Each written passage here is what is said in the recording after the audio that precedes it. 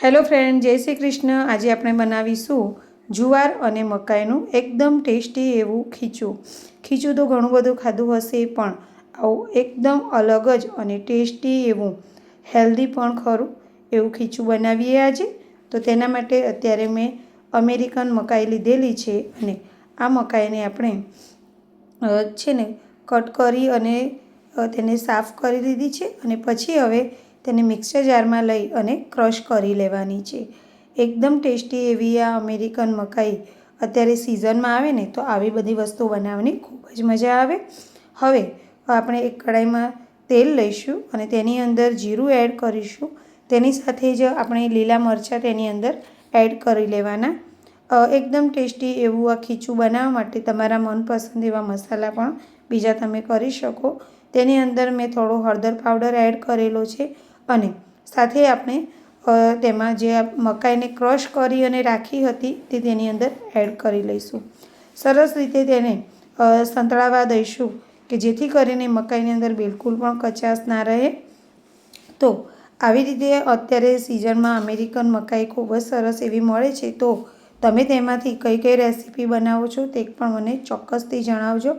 આ એક અલગ જ કોમ્બિનેશન છે કે જુવાર અને મકાઈનું ખીચું। તો તમે ક્યારે ટ્રાય કર્યું છે કે નહીં તે પણ મને કોમેન્ટ કરીને જરૂરથી જણાવજો।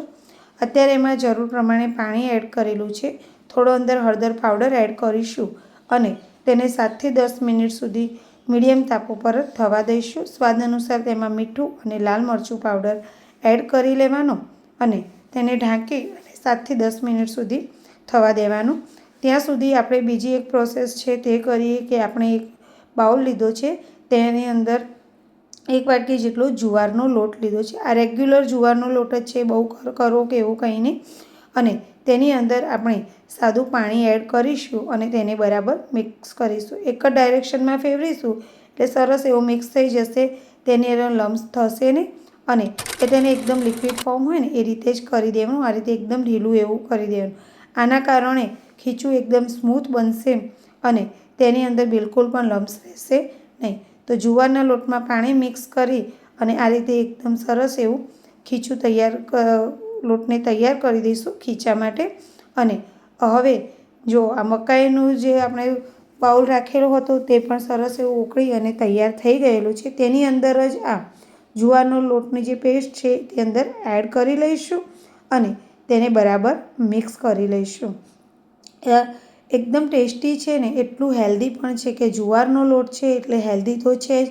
અત્યારે ડાયાબિટીસના દર્દીઓ હોય કે એમને પણ હોય કે ચોખા નહીં ખાવા, તો ચોખાને એવોઇડ કરતા હોય, ઘઉંને એવોઇડ કરતા હોય તો આ રીતે તમે જુવારમાંથી પણ સરસ એવી રેસીપી બનાવી શકો।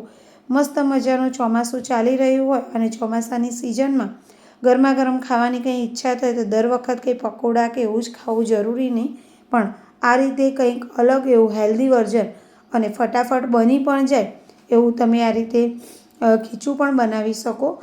તમે એકલું જુવારના લોટનું પણ બનાવી શકો, પણ અત્યારે મસ્ત મજાની મકાઈ મળે એટલે મકાઈ અને જુવારનું એકદમ સરસ એવું આ ખીચું બની અને રેડી થઈ ગયું છે। તો તમે જુઓ કે દેખાવમાં પણ ખૂબ જ સરસ લાગી રહ્યું છે। જેટલું દેખાવમાં સરસ છે ને એટલું ખાવામાં પણ ટેસ્ટી જ બન્યું છે। કેમ કે આની થિકનેસ પણ તમારે જોવે એ પ્રમાણે થિકનેસ રાખી શકાય। જો કોઈ વખત એવું લાગે કે હજી થિકનેસ વધારે છે અને તમારે તેને પતલું કરવું છે તો તેની અંદર તમે ગરમ પાણી કરી અને એડ કરી શકો। ઠંડુ એડ નહીં કરવાનું, ગરમ પાણી એડ કરશો તો સરસ એવું એ સ્મૂથ બની અને તૈયાર થશે। તમે એમાં ધાણા અંદર એડ કરેલા છે, ધાણા એડ કરી તમે અત્યારે ખીચું આપણું બની અને રેડી થઈ ગયું છે। સર્વિંગ ડિશમાં લઈ તેને સર્વ કરી લઈશું।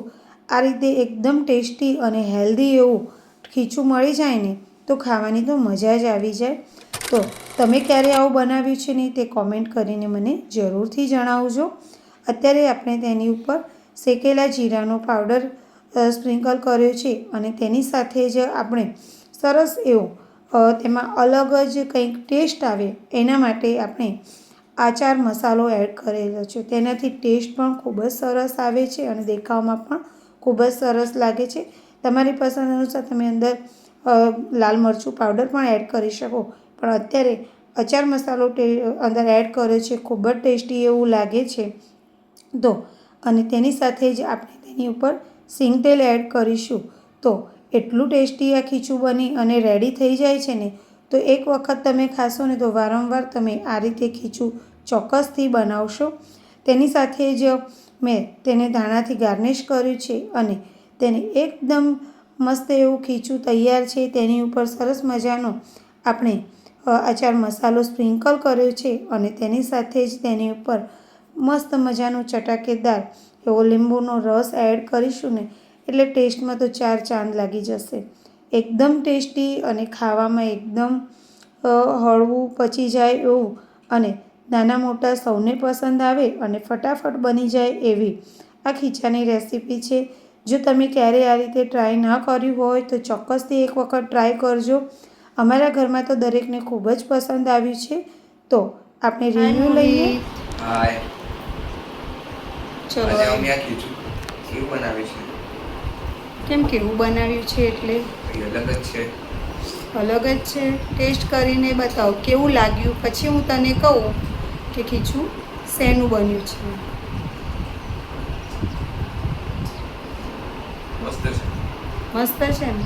આપણે આ ખીચું જુવાર અને સ્વીટ કોર્નનું બનાવ્યું છે, કંઈક અલગ જ અને એકદમ હેલ્ધી પણ. તો ફ્રેન્ડ, તમારે પણ આવું બનાવવું હોય તમારે આખું વિડીયો જોજો, બરાબર. અમારી ચેનલને સબસ્ક્રાઈબ, વિડીયોને લાઈક, કોમેન્ટ કરવાનું ભૂલતા નહીં અને બીજા અમારા મોહિતભાઈએ તો રિવ્યૂ આપી દીધો છે.